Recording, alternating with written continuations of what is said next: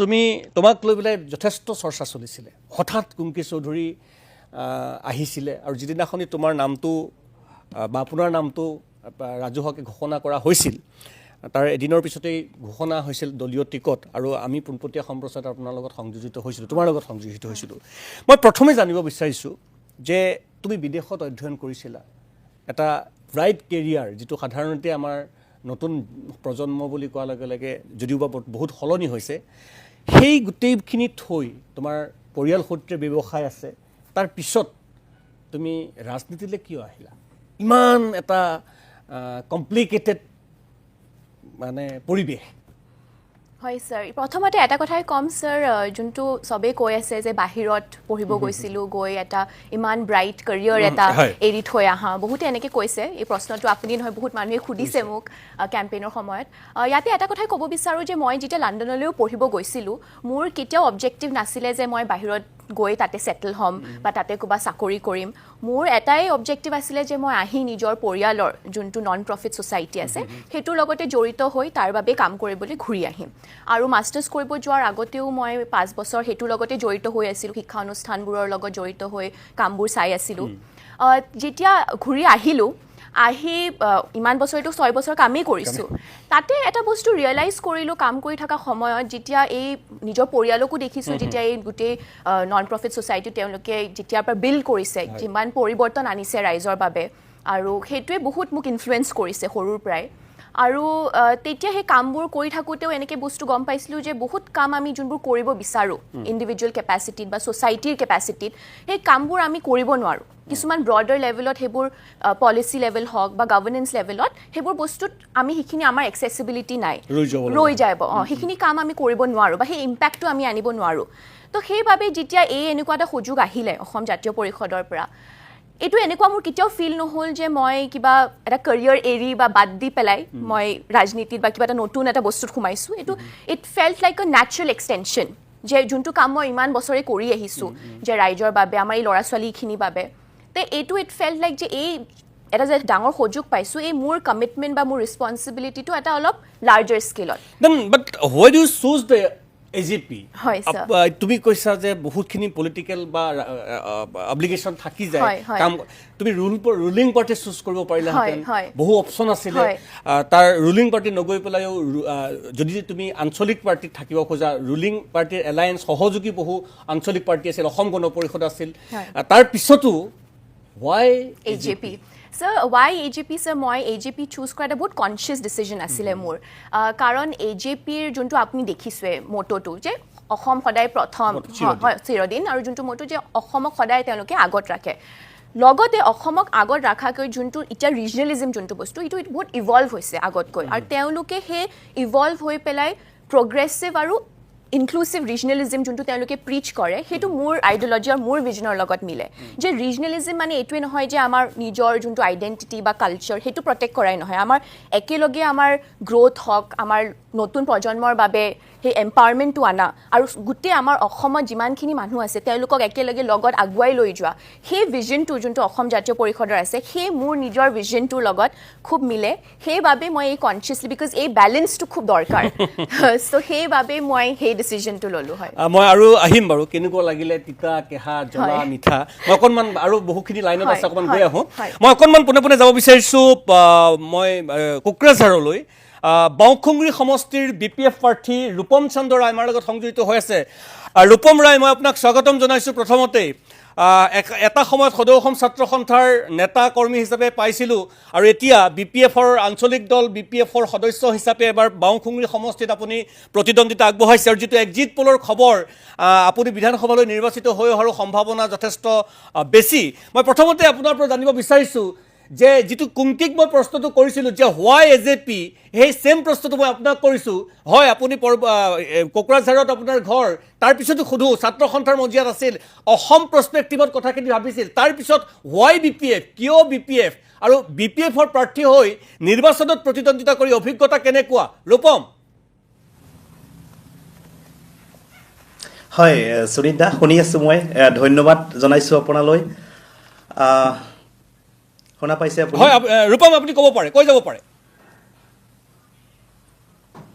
হয় ধন্যবাদ জনাইছোঁ আপোনাক আপুনি যিটো প্ৰশ্ন কৰিছে সঁচাকৈয়ে যে সদৌ অসম ছাত্ৰ সন্থাৰ লগত এদিন আগতে জড়িত হৈ আছিলোঁ আৰু অসমখনৰ কথা চিন্তা কৰিছোঁ আৰু আজিও অসমখনৰ কথাই চিন্তা কৰি আছোঁ কিন্তু যিহেতু আপোনালোকে জানে যে BTCৰ পৰিৱেশটো অলপ সুকীয়া আৰু BTCক অকণমান সকলোৱে সুকীয়াভাৱে চায় এই ক্ষেত্ৰত আপুনি যদি চাবলৈ যায় BTC প্ৰধান হাগ্ৰামা মহিলাই ডাঙৰীয়াই BTCখনক নতুনকৈ গঢ়িব বিচাৰিছে আগতে আপোনালোকে জানে BTCখন তেওঁৰে নেতৃত্বতে BTC সৃষ্টি হৈছিলে ইয়াত বসবাস কৰা সকলো জাতি জনগোষ্ঠীক তেখেতে আগবঢ়াই লৈ গৈ BTCখন সুন্দৰ এটা পৰিৱেশত ৰাখিছিলে আৰু এইবেলি যেতিয়া তেখেতৰ চৰকাৰ আহিলে তেখেতে খুব সুন্দৰভাৱে ইয়াত বসবাস কৰা প্ৰতিটো জাতি জনগোষ্ঠীক একেলগে আগবঢ়াই লৈ গৈ এখন নতুন BTC তেখেতে গঢ়িব বিচাৰিছে আৰু এই ক্ষেত্ৰত মই সহযাত্ৰী হ'বলৈ ওলাই আহিছোঁ কাৰণ দেখিছোঁ যিটো দলে সকলো জাতি জনগোষ্ঠীক BTCখনত আগবঢ়াই লৈ যাব বিচাৰিছে তেখেতৰ লগত কাম কৰিব পাৰিলে এই দলটোৰ লগত কাম কৰিব পাৰিলে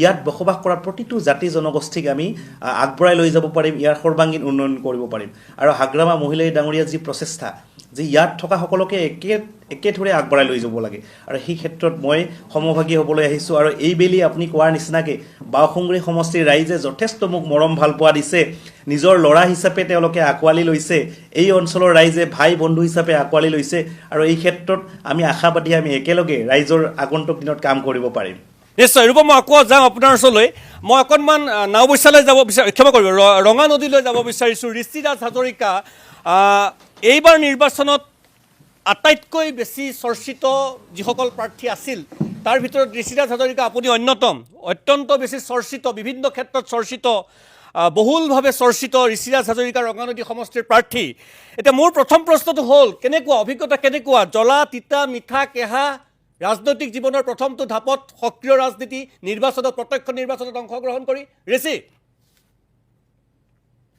হয় দাদা প্ৰথমে আপোনাক ধন্যবাদ জনাইছোঁ বিশেষকৈ আমাৰ দৰে এটা মধ্যবিত্ত পৰিয়ালত জন্মগ্ৰহণ কৰা ল'ৰা হিচাপে কাৰণ আপুনি জানে যে মোৰ মা এগৰাকী LP স্কুলৰ শিক্ষক আছিল আৰু মোৰ দেউতাও এটা খুব এজন মানে শিক্ষাৰ লগত জড়িত এজন ব্যক্তি আছিল কৃষিৰ ক্ষেত্ৰত তো আমি এটা মধ্যবিত্ত পৰিয়ালত জন্মগ্ৰহণ কৰা ল'ৰা হিচাপে যেতিয়া আমাক ভাৰতীয় জনতা পাৰ্টিৰ দৰে এটা বিশ্বৰ সৰ্বাধিককৈ ডাঙৰ ৰাজনৈতিক দল বুলি যাক কোৱা হয় সেই দলৰ প্ৰাৰ্থী হিচাপে যেতিয়া আমাক আগবঢ়োৱা যায় আমাৰ কাৰণে গৌৰৱৰ বিষয় কিন্তু এতিয়া আপুনি যিহেতু সুধিছে যে মোৰ অভিজ্ঞতা মই ৰঙানদীত নিৰ্বাচনটো আচলতে এটা উৎসৱমূলক পৰিৱেশ এটা উৎসৱৰ দৰে এটা পৰিৱেশ মই দেখিবলৈ পাইছিলোঁ যেতিয়া মই টিকট লৈ যেতিয়া ৰঙানদীৰ পৰা গুৱাহাটীৰ পৰা মই যেতিয়া ৰঙানদী সোমাইছিলোঁ আমাৰ পথালি পাহাৰৰ পৰা মোৰ গৃহলৈকে প্ৰায় আধা ঘণ্টা সময় লাগে খুব বেছিছে বেছি সেই আধা ঘণ্টা সময় ৰাইজৰ মৰম আশীৰ্বাদত মই টিকট লৈ যোৱাৰ দিনাখনি প্ৰায় 8.5 ঘণ্টা সময় লাগিছিল তো ইয়াত মোৰ স্বতঃস্ফূৰ্তভাৱে মোৰ আই মাতৃসকল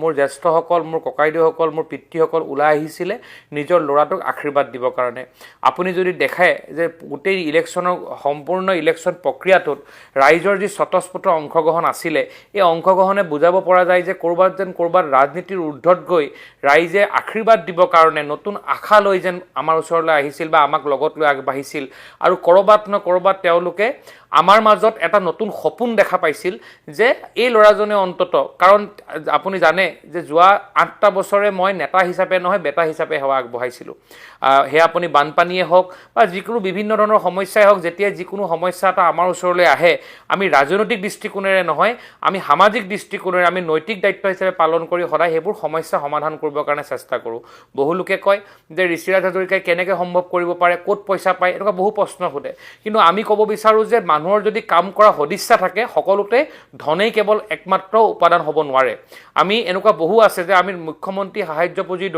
জৰিয়তে প্ৰায় 2000 জন ৰোগীক আমি ৰঙানদী সমষ্টিত চিকিৎসাৰ কাৰণে মুখ্যমন্ত্ৰীৰ জৰিয়তে আমি সাহায্য পুঁজি বিতৰণ কৰিছিলোঁ কাৰোবাক 5,000 কাৰোবাক 10,000 কাৰোবাক 30,000 টকা মুখ্যমন্ত্ৰীয়ে পোনপটীয়া সাহায্য চেক প্ৰদান কৰিছিলোঁ আজি যোৱা 8টা বছৰত আমাৰ গুৱাহাটী মেডিকেল কলেজ আৰু ডিব্ৰুগড় মেডিকেল কলেজত প্ৰায় 500ৰো অধিক আমি আমাৰ ৰঙানদীৰ ৰোগীক ঋষি মই এটা প্ৰশ্ন সুধিব লাগিব হয় সেইখিনিলৈকে যাম কথাটো হ'ল যে আপুনি মই পিছত সুধিম বুলি ভাবিছিলোঁ যদিও আপুনি কথাটো কৈয়ে দিলে সেইকাৰণে মই সুধিব লগা হৈছে যে নিৰ্বাচনৰ পূৰ্বেও আপোনাৰ লগত মই কথা বতৰা হৈছিলোঁ বা অনুষ্ঠানৰ লগত পোনপটীয়াভাৱে সংযোজিত হৈছিলোঁ বহু চৰ্চা চলিছে যে ঋষিৰাজ হাজৰিকাই বহুত ধন টকা পইচা খৰচ কৰিছে ঋষিৰাজ হাজৰিকা বহুত ধনী ক'ত পাইছে ঋষিৰাজ হাজৰিকা ইমানবোৰ পইচা? সমান্তৰালভাৱে ঋষি, মই সঁচাকৈ কওঁ যে কিছুমান অভিযোগ উত্থাপন হৈছিল আপোনাৰ বিৰুদ্ধে। স্পষ্টকৈ ক'বলৈ গ'লে যে ঋষিৰাজ হাজৰিকা বিভিন্ন চিণ্ডিকেটৰ লগত জড়িত বুলিও বিভিন্ন ধৰণৰ অভিযোগ উত্থাপন হৈছে। নিৰ্বাচনী সভাত বা নিৰ্বাচনৰ সময়ত আপোনাৰ বিৰুদ্ধে প্ৰত্যক্ষ বা ব্যক্তিগত আক্ৰমণ চলিছে। সঁচাকৈয়ে ঋষিৰাজ হাজৰিকা বহুত ধনী নেকি? মানে সুনীত দা, মই ধনীটো হয়, কাৰণ মোৰ দৰে ধনী ব্যক্তি চাগে যুৱক চাগে কম হ'ব যাৰ ইমান মা দেউতাক, ইমান ককাই ভাই, ইমান সংসাৰ থকা মানুহ, প্ৰথম কথা। আৰু ধনী ডেফিনেশ্যনটো সকলোৰে কাৰণে বেলেগ বেলেগ হ'ব। মোৰ কাৰণে ধনী ডেফিনেশ্যনটো হয় যে মোৰ ঘৰত যেতিয়া মই যিকোনো এটা অনুষ্ঠান কৰোঁ, হাজাৰ হাজাৰ ৰাইজে নিজে স্বতঃস্ফূৰ্তভাৱে আহে আৰু এই ৰাইজসকলে আহি নিজে নিজে যি ধৰণে লাগি পৰে, মই আচৰিত হৈ পৰোঁ। মই আজিও আপোনাক কৈছোঁ, আজি কিছুদিনৰ আগত মোৰ ঘৰত মই ভাগৱত আয়োজন কৰিছিলোঁ। এই ভাগৱতত ৰাইজৰ যিটো অংশগ্ৰহণ মই দেখিছিলোঁ, মই ভাবিছিলোঁ যে গোটেই চাগে 7 ৰাতি 8 দিনত চাগে মোৰ ঘৰত 5-6 হাজাৰ বা 10 হাজাৰ মানে ভকত বৈষ্ণৱ হ'ব। কিন্তু তাতে প্ৰায় 80,000ৰো অধিক ৰাইজৰ উপস্থিতিয়ে মোক যি ব্যৱস্থা, মানে উপস্থিতিয়ে যি পৰিৱেশ নিৰ্মাণ কৰিছিলে, আৰু মই নিজেই আপোনাক কৈছোঁ যে তাত এনেকুৱা ধৰণৰ ব্যৱস্থা মই দেখিছিলোঁ। কোনে ক'ৰ পৰা আহি চাহ বনাই আছে, কোনোবাই ভাত খুৱাই আছে, ভাতৰ বস্তুনো ক'ৰ পৰা আহিছে মই এইবোৰ নাজানো। কোনে আহি ঝাৰু মাৰি আছে, মোৰ ঘৰত চাফা কেনেকৈ হৈছে মই নাজানো। মই আপোনাক কৈছোঁ যে ৰঙানদীবাসী ৰাইজ মোৰ কাৰণে সঁচাকৈ ভগৱান তুল্য, কাৰণ যেতিয়াই মই যেনেকৈ ধৰণে যি ভাবিছোঁ সদায় ৰঙানদীবাসী ৰাইজে কৰিছে। আপুনি এটা প্ৰশ্ন সুধিছে যে মোক বাৰে বাৰে বিভিন্ন ধৰণৰ চিণ্ডিকেটৰ ওপৰত বা বিভিন্ন ধৰণৰ হেৰিৰ ওপৰত মোক টাৰ্গেট কৰিব বিচাৰে। মই প্ৰত্যাহ্বান জনাইছোঁ, মই ৰাজনৈতিক জীৱনৰ লগতে মই সামাজিক জীৱন ত্যাগ কৰি দিম তেওঁলোকে তথ্যৰ ভিত্তিত মোক যদি কেতিয়াবা যদি মোক উপস্থাপন কৰিব পাৰে, ৰাজহুৱা দৰবাৰ হওক, প্ৰতিদিন টাইমৰ ষ্টুডিঅ' হওক, মই তেওঁলোকক প্ৰত্যাহ্বান জনাইছোঁ তেওঁলোকে তথ্য সহকাৰে আমাক উপস্থাপন কৰা। আপুনি জানে যিসকলে মোৰ এই কথাবোৰৰ ওপৰত তথ্য কৰিছিলে তেওঁলোকক ইতিমধ্যে মই মাননীয় মহামান্য আদালতত মই গোচৰ তৰি থৈছোঁ। আৰু মই কৈছোঁৱে, মই প্ৰত্যাহ্বান জনাইছোঁ, মই হিন্দু সনাতনী সভ্যতাক বিশ্বাস কৰা, শ্ৰীমন্ত শংকৰদেৱ গুৰুজনাক বিশ্বাস কৰা এজন যুৱক। মই খাব নাপালেও মই চোৱা নেচেলেকো। আৰু মই সেইকাৰণে কৈছোঁ যে মই প্ৰত্যাহ্বান জনাইছোঁ তেওঁলোকক যে গালি পাৰিব লাগে কাৰণে গালি পাৰিলে প্ৰতিটো মুহূৰ্তত সহ্য কৰি থাকিম এনেকুৱা নহয়, ক'ব আমিও পাৰোঁ। কিন্তু আমি শালীনতা বুজি পাওঁ, আমি মানুহক সমালোচনা কৰিব লাগে কাৰণেই নকৰোঁ। আমাৰ কথাটো হৈছে যদি মোৰ ওপৰত কিবা তথ্য আছে মই প্ৰত্যাহ্বান জনাইছোঁ। আপুনি কাইলৈ মই সুনীত দাৰ ওপৰত মন যাব, মই সুনীত দাৰ ওপৰত 10টা মই আপোনাৰ ওপৰত অভিযোগ লৈ আনিম, কিন্তু সেই অভিযোগ তথ্যভিত্তিক হ'ব লাগিব। আজি তথ্যভিত্তিক হ'ব লাগে। আজি তাৰিখলৈকে তেওঁলোকে কিয় তথ্যভিত্তিক কিবা এটা মোক দাঙি ধৰিব নাই। মই প্ৰত্যাহ্বান জনাইছোঁ সুনীত দা, আপোনাৰে টক শ্ব' হওক, আপোনাৰ ষ্টুডিঅ' হওক, মই আহিবলৈ প্ৰস্তুত আছোঁ আৰু মোক তেওঁলোকক মই প্ৰত্যাহ্বান জনাইছোঁ।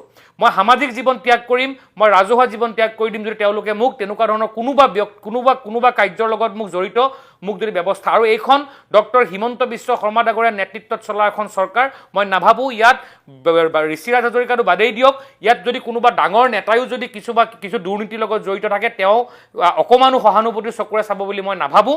আৰু মই বিশ্বাস কৰোঁ যে আজি মাৰ্ক জুকাৰবাৰ্গক যদি কম বয়সত কিয় ধনী হ'লি বুলি যদি প্ৰশ্ন কৰিলেহেঁতেন হয়তো আমি মাৰ্ক জুকাৰবাৰ্গক নাপালোহেঁতেন। আজি ধীৰুভাই আম্বানীক যদি লখিমপুৰ ৰঙানদীত জন্ম হ'লহেঁতেন, ৰঙানদীৰ বা লখিমপুৰ এচাম ব্যক্তিয়ে যদি সুধিলে হয় যে ধীৰুভাই আম্বানী ইমান কম বয়সত ধনী কিয় হ'ব, আমি হয়তো ধীৰুভাই আম্বানীক নাপালোহেঁতেন। মই ক'ব বিচাৰোঁ যে যদি মোৰ উৎসৱ, যদি মই যদি LP স্কুলৰ শিক্ষকৰ ল'ৰা হৈ মই যদি কাম কৰি ধনী হোৱাটো যদি মোৰ ভুল হৈছে, তেনেকুৱা ধনী মই প্ৰত্যেকজন দুখীয়া দৰিদ্ৰ ঘৰত জন্মগ্ৰহণ কৰা ল'ৰাক কৈছোঁ, তেনেকুৱা লোকক প্ৰত্যাহ্বান জনাই প্ৰত্যেকে আহিবলগীয়া সময়ত আৰ্থিকভাৱে সবল হ'বৰ কাৰণে সংকল্প হ'ব লাগে। তেওঁলোকে ক'ব বিচাৰে, এচাম ব্যক্তিয়ে ক'ব বিচাৰে যে দুখীয়া দৰিদ্ৰ ঘৰত জন্মগ্ৰহণ কৰা ল'ৰাজনৰ তেওঁ আহিবলগীয়া সময়ত ধনী হোৱাৰ তেখেতৰ অধিকাৰ নাই। মই কৈছোঁ যে আহিবলগীয়া সময়ত ৰঙানদীৰ প্ৰত্যেকজন দিন হাজিৰা কৰা, প্ৰত্যেকজন খেতি কৰা ঘৰ, ককাই ঘৰ মোৰ জন্ম হোৱা প্ৰত্যেকজন ল'ৰাই আহিবলগীয়া সময়ত আৰ্থিকভাৱে সবল হ'ব। কোনো ধনী ব্যক্তিয়ে, কোনো পুঁজিপতিয়ে তেওঁলোকক হেঁচা মাৰি ধৰিব নোৱাৰে। তাক মই প্ৰত্যাহ্বান জনাইছোঁ। নিশ্চয় ঋষি লাইনত থাকক, মই পুনৰ আপোনাৰ ওচৰলৈ যাম, ৰাজনীতিৰ কথা কিছু পাতিব লাগিব। মই অকণমান বসন্ত দাস, আপোনাৰ এই ৰঙানদীৰে কাষৰীয়া নাওবৈচা সমষ্টিৰ অসম গণ পৰিষদৰ প্ৰাৰ্থী বসন্ত দাস, মই আপোনাৰ ওচৰলৈকে আহিছোঁ। এতিয়া দাস ডাঙৰীয়া, কথাটো হ'ল সিদিনালৈকে আপুনি ভাৰতীয় জনতা পাৰ্টীৰ এগৰাকী কৰ্মী আছিল, নেতা বুলিয়েই কওঁ, নেতা আছিল। কিন্তু হঠাৎ হঠাৎ ভাৰতীয় জনতা পাৰ্টীৰ চোলাটো খুলি আপুনি অসম গণ পৰিষদৰ চোলা পিন্ধিলে আৰু নাওবৈচা সমষ্টিৰ প্ৰাৰ্থী হ'ল। কেনেকৈ হ'ল আৰু কিয় হ'ল বসন্ত দাস? চাওক, অসম গণ পৰিষদ, ভাৰতীয় জনতা পাৰ্টী, সন্মিলিত গণশক্তি অসম, তিনিওটা যিহেতু NDA দলৰ অধীনত কাম কৰি আছে আৰু তিনিওটা দলৰ পৰা সমষ্টিবিলাকক একো একোজনে প্ৰাৰ্থিত্ব প্ৰদান কৰিছে। তাকে NDA প্ৰাৰ্থী হিচাপে আমাক যিহেতু অগপ দলৰ পৰা প্ৰাৰ্থিত্ব প্ৰদান কৰিছে, আমি সকলো ৰাইজৰ সহযোগিতা লৈ এই নিৰ্বাচনত অৱতীৰ্ণ হ'লোঁ। আৰু আপোনালোকে যিটো প্ৰশ্ন আগবঢ়াইছে, মই ভাৰতীয় জনতা পাৰ্টীৰ কাম কৰি আছিলোঁ হয় কাৰ্যকৰ্তা হিচাপে, কিন্তু NDA দলৰ নীতি আদৰ্শ মই মানি কাম কৰিছিলোঁ। গতিকে NDA দলে মোক যিটো দলৰ পৰা প্ৰাৰ্থিত্ব প্ৰদান কৰিছে, মই সেই দলটোৰ পৰাই প্ৰতিদ্বন্দ্বিতা আগবঢ়াইছোঁ। এইটো নহয় যে মই অগপ, বিজেপি, সমৃদ্ধ গণশক্তি বেলেগ বেলেগ দল তিনিওটা মিলিয়ে NDA দল হৈছে। গতিকে অগপ দলৰ পৰা প্ৰাৰ্থিত্ব আগবঢ়োৱাত সকলো ৰাইজে সহযোগিতা কৰিছে আৰু NDA প্ৰাৰ্থী হিচাপে এইবাৰ আমাক জয়যুক্ত কৰাৰ ৰাইজে সংকল্পবদ্ধ হৈছে আৰু জয় নিশ্চিত হ'ব। নিশ্চয় নিশ্চয় নিশ্চয়। বসন্ত দাস, মই আপোনাৰ ওচৰলৈ যাম, কোন কি মই আকৌ আহিছোঁ ষ্টুডিঅ'লৈকে। মই আয়ুব, মই গৈ আছোঁ অকণমান সময়। মই এটা প্ৰশ্ন জানি ল'বলৈ মন গৈছে যে তুমি ক'লা যে সমাজৰ হকে কাম কৰিবৰ, আমাৰ সমাজখনৰ কাৰণে কাম কৰিবৰ কাৰণে তুমি আগবাঢ়ি আহিলা। এতিয়া কথাটো হ'ল, যেতিয়া সামাজিকভাৱে কাম কৰা হয় তেতিয়া নিজৰ এটা সিদ্ধান্ত সম্পূৰ্ণৰূপে নিজৰ ওপৰত থাকে যে মই কেনেকৈ কাম কৰিম, কেনেকৈ কৰি যাম। কিন্তু যেতিয়া ৰাজনীতিলৈ অহা যায় তেতিয়া বহু কথা বতৰা আহিল। মই খুব স্পষ্টভাৱে কৈছোঁ যে অসমৰ ৰাজনৈতিক প্ৰেক্ষাপটত যোৱা বিধানসভা নিৰ্বাচনত তোমাক লৈ যি ধৰণৰ পৰিৱেশ এটাৰ সৃষ্টি হৈছিল আচলতে হ'ব নালাগিছিল। সেই ৰাজনীতিটো আচলতে কোনেও নিবিচাৰে। মই নতুন প্ৰজন্ম পুৰণা প্ৰজন্ম বুলি নকওঁ, ৰাজনৈতিকভাৱে সচেতন কনচিয়াছ কোনো চিটিজেন, কোনো নাগৰিকে সেই ধৰণৰ ৰাজনীতি নিবিচাৰে। কোন কি ক'ত কিয় এই ধৰণৰ নহয়, ইছ্যু বেছ কোনে কি কৰিব খোজে সেই ৰাজনীতিটো বিচাৰে। হঠাৎ আহি পেলাই যেতিয়া সেই কি বুলি ক'ম, সেই বেৰাটোৰ মাজত সোমাই যোৱা হ'ল, দিনে ৰাতিয়ে কথা বতৰাবিলাক আহিব লগা হ'ল, সেইটো অভাৰকাম কেনেকৈ কৰা গ'ল? স্যাৰ, এইটোৱে প্ৰথমতে মই এটা কথাই ক'ব বিচাৰোঁ স্যাৰ, যেতিয়া সোমাইছিলোঁ এটা বহুত চাৰ্টিনিটি লৈ সোমাইছিলোঁ আৰু নিজেও একেবাৰে নতুন, কেতিয়াও ৰাজনীতি কৰা নাই, মোৰ পৰিয়ালৰ 5টা জেনেৰেশ্যনেই কোনো ৰাজনীতিত নাই। যেতিয়া সোমাইছিলোঁ এটা চাৰ্টিনিটি লৈ সোমাইছিলোঁ আৰু খুব ষ্ট্ৰেইট ফৰৱাৰ্ড থিংকিং আছিলে মোৰো, যে নাই কিবা যদি আমি এটা ভাল ভিজন লৈ আহিছোঁ, ঠিক ইণ্টেনশ্যন লৈ আহিছোঁ, ভাল উদ্দেশ্য লৈ আহিছোঁ কাম কৰিবলৈ সমাজৰ বাবে, তে সেনেকুৱা ভাবোঁ যে নাই সেনেকৈ আমি কামটো কৰিলে চিধা চিধি কামটো সেনেকৈ হ'ব। কিন্তু যেতিয়া গ্ৰাউণ্ডত মই নিজে গ'লোঁ কেম্পেইন কৰিবলৈ, তাতে আহি গম পালোঁ যে এই বস্তুটো ইমান চিধা সৰল নহয়, বহুত কমপ্লেক্স, বহুত লেয়াৰ্ছ আছে তাতে। মানুহৰ ভাৱনাই আপুনি ধৰক বা তাৰে পৰিস্থিতি যোনটো লোকেল কণ্টেক্সটে আপুনি ধৰক, তাতে বহুত লেয়াৰ্ছ আছে। তো সেই চাৰ্টিনিটিটো মই নিশ্চয় সেইটো মই গম পালোঁ যে নাই এইটো খুবেই কমপ্লেক্স নহ'ব। আৰু সেই যোনটো জোশ লৈ আহিছিলোঁ যে নাই আহি ছিষ্টেম বদলাই দিম, চব চেঞ্জ কৰি দিম, সেইটো এটা থাকে। আৰু কিন্তু সেই জোশটো হেৰুৱা নাই, এতিয়াও আছে, কিন্তু এতিয়াও বহুত শিকিব আছে যে সেই লেয়াৰ্ছবোৰ আমি এতিয়া যিহেতু একেবাৰে নতুন মই আহিছোঁ, সেই লাহে লাহে সেই বস্তুবোৰ শিকিম। আৰু যিহেতু এতিয়া এটা পাৰ্টিৰ তলত আছোঁ আৰু যিহেতু মিত্ৰজোঁট দলৰ তলত আছোঁ, চবেই আছে গাইড কৰিবলৈ, চ' সেই শিকিবলৈ আহিছোঁ। আৰু বাকী যোনখিনি আপুনি ক'লে যে আহি যোনখিনি কথা হ'ল মোৰ লগত, সেই তিতা কেহা বস্তুখিনি, সেইখিনি ছাৰ এটা কথাই ক'ম যে মোৰ ৰেজিলিয়েঞ্চটো সদায় আগৰ পৰাই আছিলে। মোৰ আগৰ পৰাই মই যেতিয়া কামো কৰিছিলোঁ মোৰ সেই ৰেজিলিয়েঞ্চটো সদায় আছিলে। আৰু যেতিয়া এইবাৰো যেতিয়া আহি এটা নতুন এনেকুৱা এটা জেগাত সোমালোঁ, প্লেটফৰ্ম এটাত, হয় ষ্ট্ৰাগলছটো চব জাৰ্ণিতে আহিব, তো ইয়াতেও এক্সপেক্ট কৰিছিলোঁৱে।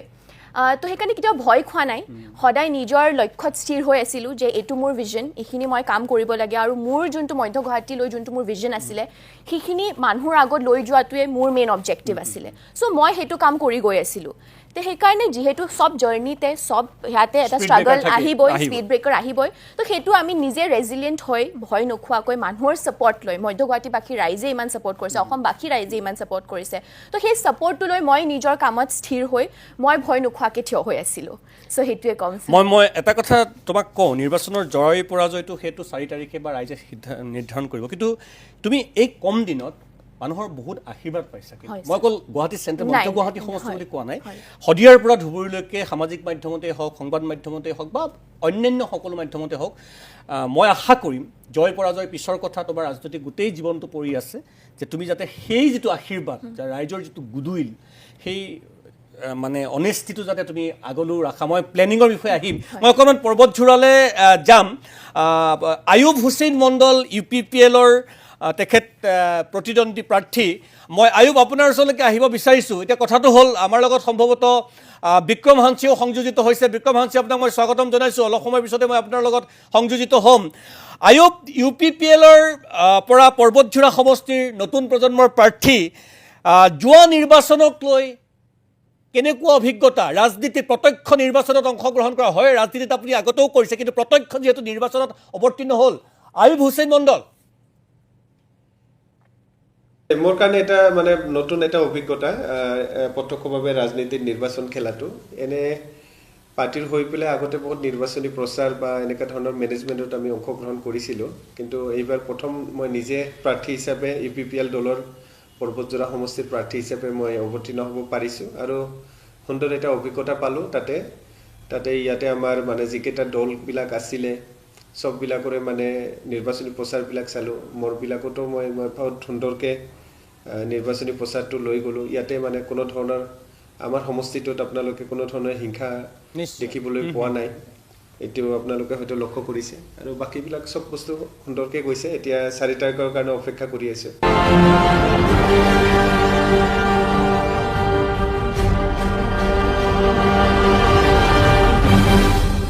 পোনে পোনে আমৰিলৈ যাব বিচাৰিছোঁ। ইতিমধ্যে আমি গম পাইছোঁ Vikram Hanse all party hills leader কনফাৰেন্সৰ বিক্ৰম হাঞ্চে পোনপটীয়াভাৱে সংযোজিত হৈ আছে। হাঞ্চে ডাঙৰীয়া, মই স্বাগতম জনাইছোঁ। আৰু আমাৰ হাতত যিমানখিনি খবৰ আহিছে, কিছুমান যুদ্ধত দাৰ ঘৰ্ষ থাকে আৰু এইবাৰ আমৰি সমষ্টিত বিক্ৰম হাঞ্চে দাৰ ঘৰ্ষ হিচাপে পৰিগণিত হৈছে। যিকোনো অঘটন ঘটি যাব পাৰে বা বিক্ৰম হাঞ্চেক লৈ কাৰ্বি সমাজৰ, কাৰ্বি ৰাইজৰ বা সামগ্ৰিকভাৱে কাৰ্বি আংলংবাসীৰ অত্যন্ত বেছি আশা আছে, আকাংক্ষা আছে। আৰু সেই আশা আকাংক্ষাৰ প্ৰতিফলন ঘটাই আমৰি সমষ্টিৰ অল পাৰ্টি হিলছ লিডাৰ কনফাৰেন্সৰ প্ৰাৰ্থী হিচাপে আপুনি প্ৰতিদ্বন্দ্বিতা আগবঢ়াইছে। হাঞ্চে ডাঙৰীয়া, কেনেকুৱা লাগিল গোটেই নিৰ্বাচনত অৱতীৰ্ণ হৈ? কি শিকিলে আৰু কি শিকালে? হয়, প্ৰথম নমস্কাৰ দিব বিচাৰোঁ। হয়। আৰু কাৰ্ডম জুথাই সেৱা খুলুমবাই। এইবাৰ নিৰ্বাচন বহুত আমাৰ 112 আমৰি সমষ্টিত এটা বহুত ৰাইজে ওলাই আহিছে। কাৰণ ৰাইজে এতিয়া বহুত চিন্তা কৰিছে যে যোৱা অলমষ্ট 13 বছৰমান ইয়াতে এটা পাৰ্টি ৰুলিং হৈ আছে।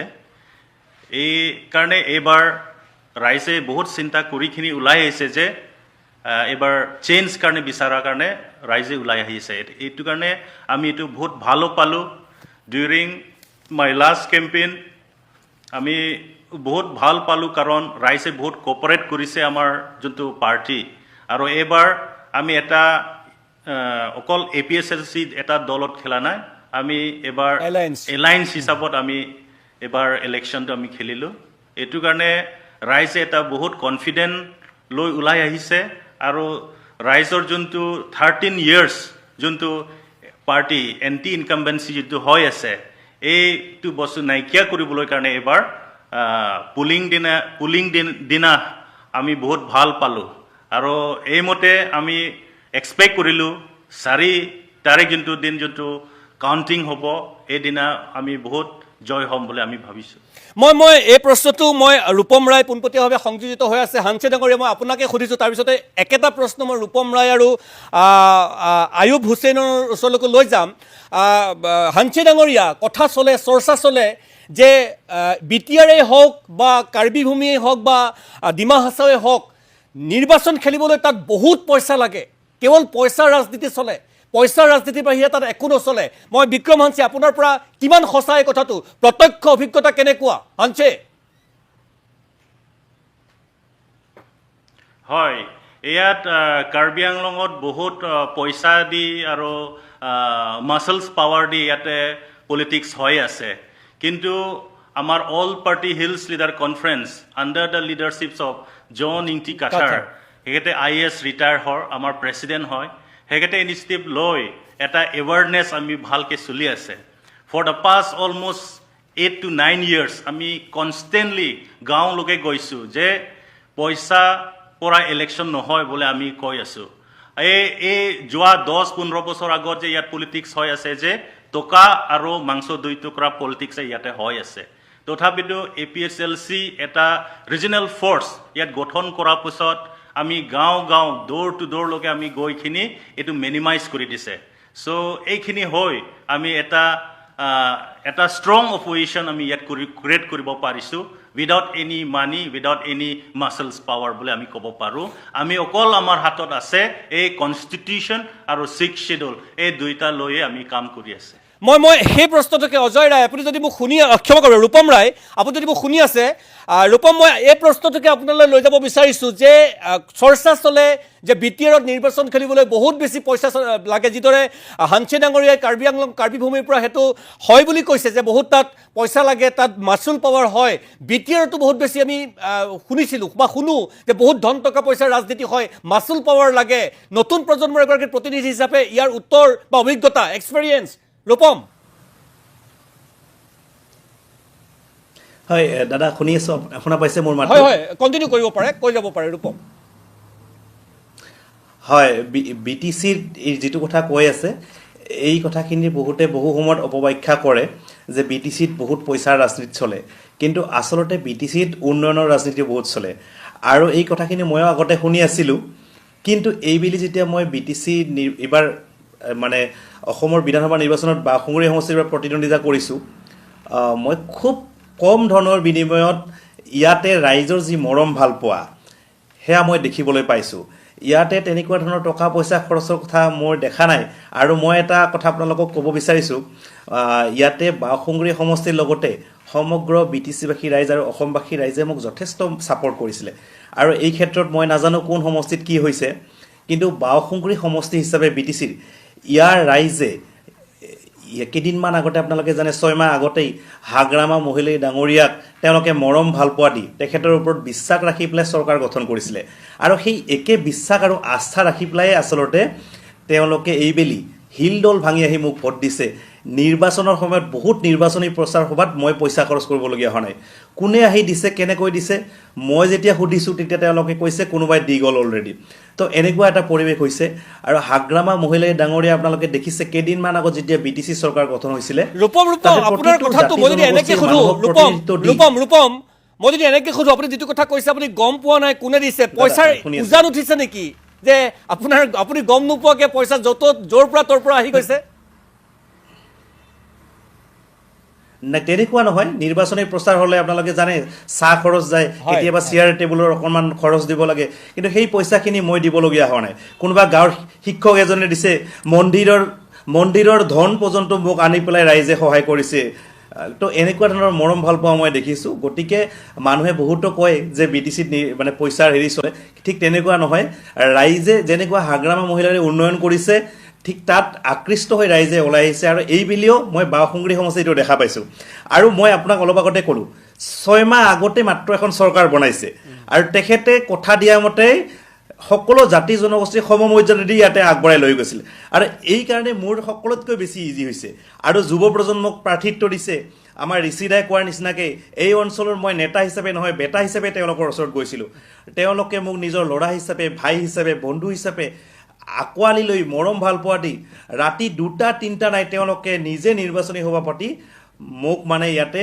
আজি আপোনালোকে যে কৈছে এক্সিট পলে দিছে জিকাৰ ক্ষেত্ৰত আহিছোঁ এই ক্ষেত্ৰত যথেষ্ট মৰম ভাল পোৱা দিছে বাওঁসুঙুৰিৰ লগতে সমগ্ৰ অসমৰ ৰাইজে মোক মৰেল ছাপৰ্ট দিছে তাৰ কাৰণে মই সকলোকে ধন্যবাদ জ্ঞাপন কৰিছোঁ আৰু হাগ্ৰামা মহিলাই ডাঙৰীয়া যি নতুনকৈ BTC কৰিব বিচাৰিছে মই আগন্তুক দিনত যদি ইয়াৰ পৰা জিকি যাব পাৰোঁ তেখেতৰ সৈনিক হিচাপে আমাৰ বাওঁসুঙুৰিৰ লগতে BTC অঞ্চলৰ অসমৰ উন্নয়নৰ কাৰণে আমি কাম কৰি যাম ইতিমধ্যে এক্সিট পলে দেখুৱাই দিছে যে NDA চৰকাৰ আহি আছে অসমৰ কৰ্মদক্ষ মুখ্যমন্ত্ৰী হিমন্ত বিশ্ব শৰ্মা ডাঙৰীয়াই ইতিমধ্যে অসমখনৰ কাৰণে তেখেতে কাম কৰিবলৈ আগবাঢ়ি আছে আৰু কাম কৰি আছে এই ক্ষেত্ৰত আমাৰ BTCত আপোনালোকে জানে হাগ্ৰামা মহিলাই ডাঙৰীয়াই যথেষ্ট কাম কৰি আছে আৰু মই ভাবোঁ আগন্তুক দিনত আমি এই অঞ্চলবিলাকৰ কাম কৰিবলৈ আমি সুযোগ পাম জ্ঞানশ্ৰী মই এটা কথা প্ৰথমতে জানিব বিচাৰিম যে এইটো প্ৰশ্নৰ সন্মুখীন বহুবাৰ আপুনি হৈছে বা তুমি হৈছা কথাটো হ'ল এটা চৰকাৰী চাকৰি এৰি অহাৰ পিছত নিৰ্বাচনত অৱতীৰ্ণ হ'লা সমাজ সেৱা ৰাজনীতিলৈ আহিলা নিৰ্বাচনটোৱে কি দিলে আৰু নিৰ্বাচনটোৱে কি শিকালে জ্ঞানশ্ৰী হয় প্ৰথমতে মই আজি আপোনাৰ অনুষ্ঠানটিত বহি থকা প্ৰতিজন নতুন প্ৰজন্মৰ প্ৰাৰ্থী সকলোলৈকে শুভেচ্ছা জনাইছোঁ নিৰ্বাচনৰ ফলাফল সকলোৰে আশাজনক হওক আৰু অনাগত দিনবোৰত সকলোৱে যুঁজখন কৰি যাওক ফলাফল যিয়েই নহওক তাৰ ঊৰ্ধত গৈ সকলোৱে এইদৰে অতি সাহসেৰে অতি আচলতে উৎসাহেৰে যুঁজখন কৰি যাওক সময়বোৰ এদিন সকলোৰে ভাল হ'ব দ্বিতীয়তে কি শিকিলোঁ আৰু কি পালোঁ পালো ৰাইজৰ মৰম, বহুত বেছি ভাল পোৱা, বহুত বেছি বিশ্বাস আস্থা আৰু আচলতে কেতিয়াবা মানুহে কল্পনা নকৰাকৈ, মানুহে আশা নকৰাকৈ জীৱনটো সলনি হৈ যায়। সুনীতা, মোৰ বাবেও কথাবোৰ তেনেকুৱাই হৈছে। চাকৰিটোৰ পৰা যিদিনা পদত্যাগ কৰি গুৱাহাটীলৈ আহিছিলোঁ, আপোনাক সেইদিনাও লগ পাইছোঁ, প্ৰথমটো দিনতে গুৱাহাটীত ভৰি থৈ ৰাইজৰ দল যোগদান কৰাৰ আগতেই আপোনাক কৈছিলোঁ যে মই নিৰ্বাচন নেখেলোঁ। সেইটো স্থিতিতে মই আছিলোঁ, থাকিবলৈ খুজিছিলোঁ যে কাম কৰোঁ, ফিল্ডত যাওঁ, শিকোঁ, তাৰ পাছত নিৰ্বাচনত প্ৰতিদ্বন্দ্বিতা কৰিম অনাগত দিনৰ নিৰ্বাচনত। কিন্তু তাৎক্ষণিকভাৱে তাৰ পৰৱৰ্তী 2টা মাহত মোৰ হাতত 35 দিন আছিল, 35টা দিনত জীৱন একেবাৰে সলনি হৈ গ'ল আৰু প্ৰতিদ্বন্দ্বী হোৱাৰ অনুভৱটো সুকীয়া। আগতেও মই ৰাজনীতিত আছোঁ, 21ৰ নিৰ্বাচনটোত খুব সক্ৰিয়ভাৱে ষ্টাৰ কেম্পেইনাৰ হিচাপে কাম কৰিছিলোঁ, অখিলদাৰ বাবে, দলৰ অন্যান্য প্ৰাৰ্থীসকলৰ বাবে। কিন্তু তাত শিকা আৰু নিজে প্ৰাৰ্থী হৈ শিকাৰ কথাখিনি যথেষ্ট বেলেগ। প্ৰতিটো দিনতে বহুত ন কথা শিকিছোঁ, শিকি আছোঁ আৰু প্ৰত্যেকটো দিনেই শিকি থাকিব লাগিব অনাগত দিনত। এটা বস্তু শিকিছোঁ যে মই মৰিয়নিত শিকা আটাইতকৈ গুৰুত্বপূৰ্ণ লেচনটো এইটো হ'ল, এইবাৰ নিৰ্বাচনত এইটো প্ৰত্যেকজন ৰাজনীতি কৰিব খোজা নেতাৰ বাবেও, প্ৰত্যেকজন ব্যক্তিৰ বাবেও আচলতে গুৰুত্বপূৰ্ণ এটা শিকনি। যি পথেৰে নেতাসকল গাড়ী লৈ ওলাই যায়, সেই পথেৰেই কিন্তু সাধাৰণ জনতা ভোট দিবলৈ খোজকাঢ়ি ভোট কেন্দ্ৰলৈ যায়। গতিকে পথকেইটাই ৰাইজৰ বাবে কেৱল ভৱিষ্যত নিৰ্ণয় নকৰে, যিজন প্ৰাৰ্থিত্ব প্ৰত্যাশী তেওঁৰ ভৱিষ্যতো নিৰ্ণয় কৰে।